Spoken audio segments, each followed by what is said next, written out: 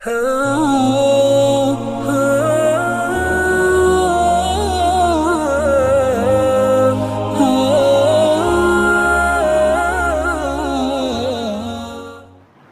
ایک صاحب فون کرے، آخری بات، حضرت مجھے 1000 روپے ملے رستے میں،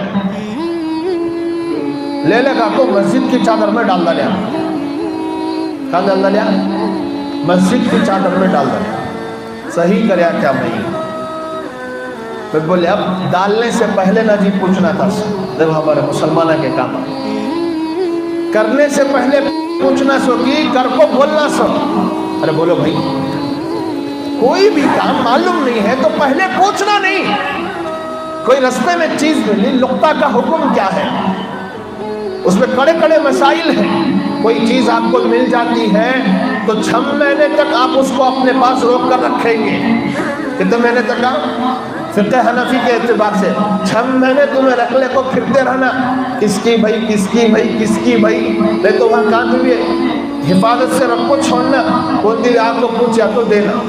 اب چونکہ عام طور پر پیسے ملتے ہیں اور پیسوں کے تعلق سے جھوٹے دعوے دار بہت ہو جاتے ہیں، اس لیے علماء کہتے ہیں کہ بھائی دیکھو، پوری تحقیق کرو جہاں پر پیسے ملے کس کے ہیں، بغیر بتائے کہ کوئی اس کا مالک مل گیا تو دے دو، نہیں ملے، کوئی مالک آن دا اسپاٹ نہیں ملے اور کوئی ڈھونڈتا ہوا بھی نہیں آ رہا ہے، آزو بازو تحقیق کر کے دیکھو ان میں سے بھی کسی کے پیسے نہیں ہیں، تو کیا کرو؟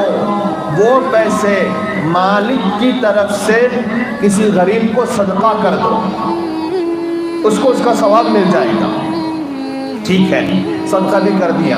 1-2-3 مہینے کے بعد ایک آدمی آیا، تم نہ میرے 1000 روپے ملے تھے، کہتے دیو، دینا پڑتا، صدقہ کر کو بھی دینا نہیں بھائی، میں تمہارے نام سے صدقہ کریا، وہ ثواب تمہیں لے لو، 1000 روپے منجے دیو، دینا پڑتا۔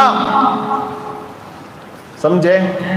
یہ ہے اسلام، یہ ہے اسلام، یہاں تک امانت داری اسلام سکھاتا ہے۔ اب نہیں بھائی میں تم نہ دے دلے اور تم نہ ثواب پہنچانے کی نیت سے میں صدقہ کر دیا تھا، یہ جواب شریعت میں قابل قبول نہیں، آپ کو دینا پڑے گا، آپ اس کے ضامن بن جائیں گے۔ تو یہ مسئلہ تھا، لا کر مسجد کی چادر میں ڈال دیا۔ میں نے کہا ڈال دیا ٹھیک ہے، اس کو ثواب مل جائے گا، اگر کوئی مالک اس کا آ کر پوچھے تو آپ کو دینا پڑے گا۔ کون دے چھوڑو حضرت دے لیتے، ٹھیک ہے؟ تو ایسے ویسے پیسے لا کر مسجدوں میں مت لگاؤ، اپنے ذاتی مال میں سے، حلال مال میں سے مسجدوں کو، مدرسوں کو لگاؤ، تاکہ مسجدوں میں عبادتیں اچھی ہو سکے، مدرسوں میں اچھے علماء پیدا ہو سکے۔ اللہ مجھے بھی آپ کو بھی عمل کی توفیق عطا فرمائے۔ آمین۔ وآخر دعوانا ان الحمد للہ رب العالمین۔